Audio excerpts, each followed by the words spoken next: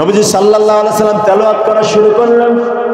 নবীজি বললেন, ফাইন আরাদু ফাকুল আনদারতুকুম সারিকা ফাকুল আনদারতুকুম সারিকাতাম মিথলা সারিকাতি আদি ওয়া সামুদ।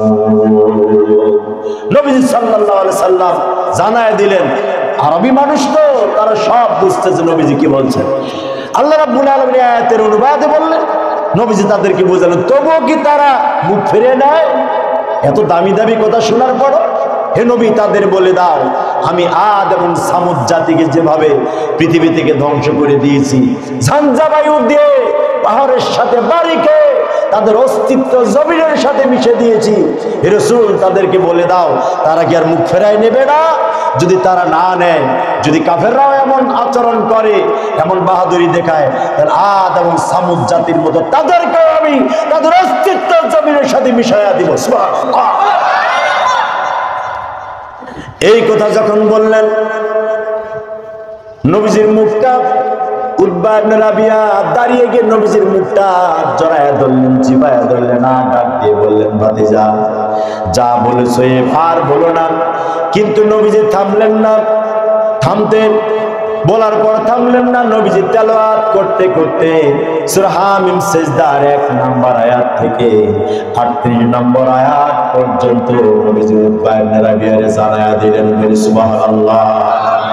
কোথাও নবীজি থামলেন না, জানায়া দিলেন।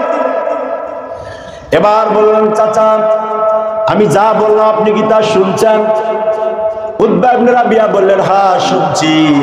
উতবা ইবনে রাবিয়া আর একটা কথাও বললেন না, উঠে দাঁড়ালেন এবং হাঁটা শুরু করলেন। দূর থেকে ওই কাফেররা উতবা ইবনে রাবিয়ার দিকে লক্ষ্য করে বলছে, যে মুড মশান নিয়ে, যে অবস্থা নিয়ে উতবা ইবনে রাবিয়া মুহাম্মদ সাল্লাল্লাহু আলাইহি সাল্লামের কাছে দাওয়াত দিতে গিয়েছে, আমার মনে হয় মুহাম্মদ সাল্লাল্লাহু আলাইহি সাল্লাম উল্টো দিকে উতবা ইবনে রাবিয়াকে জাদু করেছে।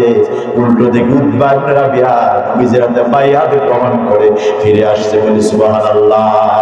কাফেররা এটা চিন্তা করছে, বাস্তব তাই। গুটি গুটি পায়ে উতবা ইবনে রাবিয়া তাদের সামনে আসেন। আসার পরে বলতো, তোমরা কি বলবে আমাকে? তারা বলেন, কি আপডেট আমাদের জানাও। জানায়া দিলেন, কোনো আপডেট নাই। আমি দুটো কথা তোমাদের বলবো, তোমরা যদি তাকে তার অত্যাচার করো, নির্যাতন করো, তার গায়ে হাত দাও, তাহলে তোমরা ধ্বংস হয়ে যাবে, তোমরা শেষ হয়ে যাবে, বরঞ্চ তোমরা নিজেরাই ধ্বংস হয়ে যাবে। এই জন্য তোমাদেরকে অনুরোধ করব, তার অত্যাচার নির্যাতন করো না। সে যে দিনের দাওয়াত দেয়, এই দাওয়াতটা তাকে দিতে দাও। 2 নাম্বার হলো, সে যদি বিজয় লাভ করে, সেটা হলো তোমাদের বিজয়, তোমাদের সন্তান এই আরবের বিজয় হবে। এই জন্য এই 2টা বিষয় মনে রেখে তোমরা যা ইচ্ছা তা করো, এ ব্যাপারে আমার কোনোদিন জিজ্ঞেস করবা না। বলে আল্লাহু আকবার। নবী সাল্লাল্লাহু আলাইহি সাল্লাম যা বলতেছেন তাই হুবহুব সত্য।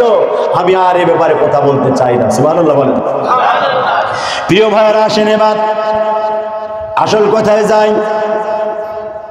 এই যে বিগত 17 বছর এই দেশে শাসন হয়েছে, লুটতরাজ হয়েছে, অন্যায় হয়েছে, নির্যাতন হয়েছে, আলেমদের উপরে জুলুম হয়েছে, আলেমদেরকে ধরে ধরে ফাঁসি দিয়েছে, গায়েবী মামলা হয়েছে, গায়েবী হত্যা হয়েছে, আয়নাগর হয়েছে, কত হাজার হাজার সন্তানকে হত্যা করা হয়েছে, শত শত বাচ্চাকে জবাই করা হয়েছে, কত মানুষকে অন্যায় ভাবে তাকে জেলে ভরিয়ে হত্যা করা হয়েছে, পেট কেটে কেটে সমুদ্রে ফেলে দেওয়া হয়েছে।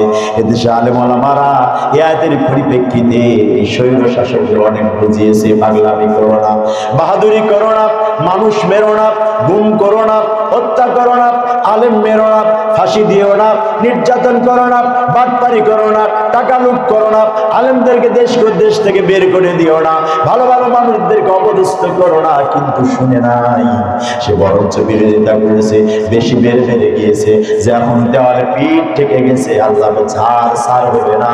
আজ সামুদ জাতিকে যেভাবে ধ্বংস করেছি, একে এইভাবে ধ্বংস করে দেব। শুধু তাই নয়, এমন লাঞ্ছনা গঞ্চনা থেকে বিদায় করব, জীবনও বাংলার জমিনে মারা দিতে পারবে না। এটাই বাস্তবতা। আলেমরা হাজার বুঝিয়েছে, 17 বছর বুঝিয়েছে বেঈমানি করিস না, বাহাদুরি করিস না, পাওয়ার দেখাস না, অন্যায় করিস না, অপদস্থ করিস না, আলেমদের মারিস না, বাচ্চাদের জুলুম করিস না, নারীদেরকে ধর্ষণ করিস না। কিন্তু শুনে নাই, নিষেধ করার পর তার এই জবরদস্তি সে চালিয়ে গেছে। আল্লাহ পাক এমন অবস্থায়